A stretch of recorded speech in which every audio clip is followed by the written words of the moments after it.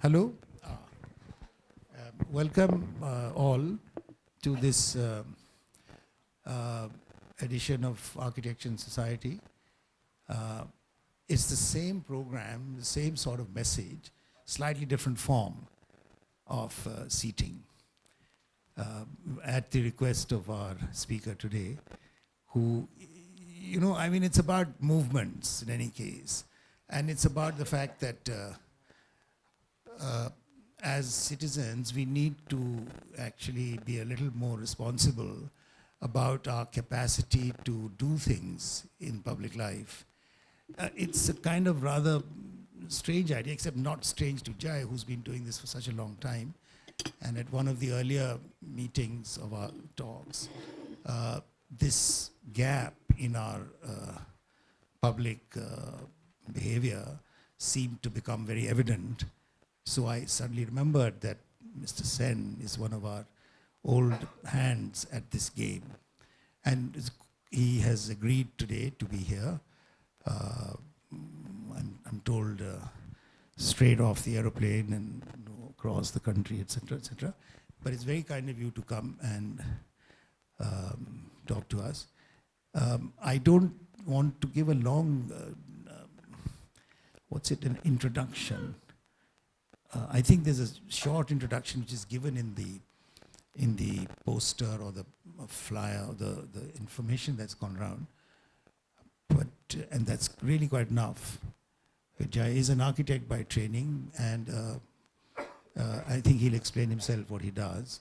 He does work with social movements and has been doing so for some time. So I'll just leave him to take the floor, as they say. Yeah. Okay, thank you. Pick this up. Hello, everybody. Thank you, Ashish, for inviting me. I really appreciate this gesture. I did train and I did practice as an architect, and I suppose in that sense I would be a lapsed architect. But for many years I continued. If you like, I dropped out of mainstream architecture in '73 or so.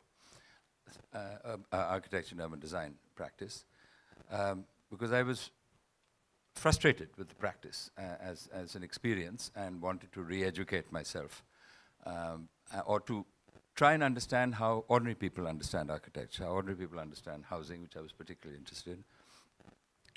And I embarked on that journey, but continued to regard myself as an architect, even though by the 80s, I had definitely moved into what might be called dematerialized architecture.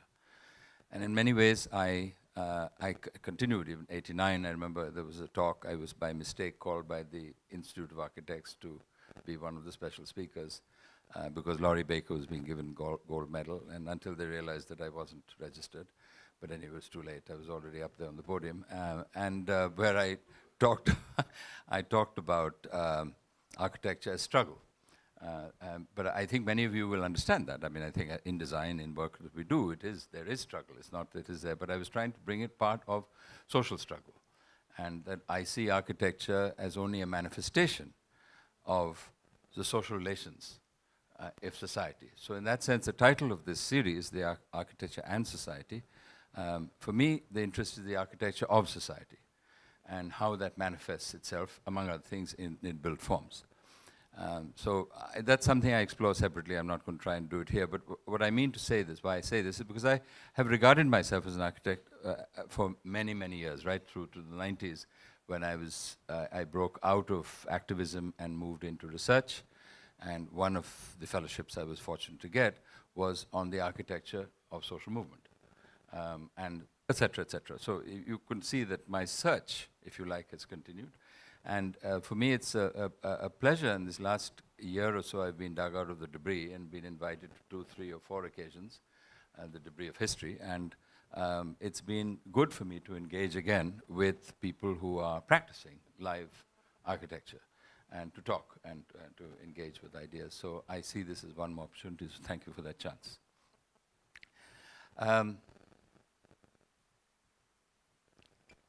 I've mentioned this to Ashish that, in fact, I'd like to even invite people if you'd come and sit in the front row. I see this less of a talk and more, if you like, something of a workshop. Ideally, as I was trying to plow through my thoughts, it would have been something of a longer time period. It's certainly where many of us would share, where we could break out groups to do a variety of things, come back together. But that's not going to be possible this evening. But nevertheless, I will try some of that. I'd like to, because and I'll come to specific points. It's in a way, I realized once I got into it, I'm not even sure I'm terribly well qualified to be talking about. And I'll explain why. So I'd like also the views of people who are here, so we can build it and maybe possibly even make it part of an ongoing conversation where we can have other such sessions. It's not doesn't have to stop here or even in the series like we do just separately. Those of us who are interested talk about this more. So I'm going to take the liberty of repeating in a sense what Ashish wrote to ask me to do. And I think you'll immediately understand. I mean, I'm just going to literally take it from his text. It seems that people are nowadays not coming together to form collectives and to take action on public issues, even when there are clearly strong feelings about such issues. I think one issue was the issue of tree, the lopping, chopping, and decimation of trees in the city, but I'm sure there are other issues. Another point was nowadays groups like Avaz are able to unite people globally to influence public policy, it seems to me. Third, is there a better way to take collective action in today's connected world? And then he said, you know, what he said already, your experience in formulating collectives X, Y, Z were significant moves, and it seemed that you might be able to throw some light on this.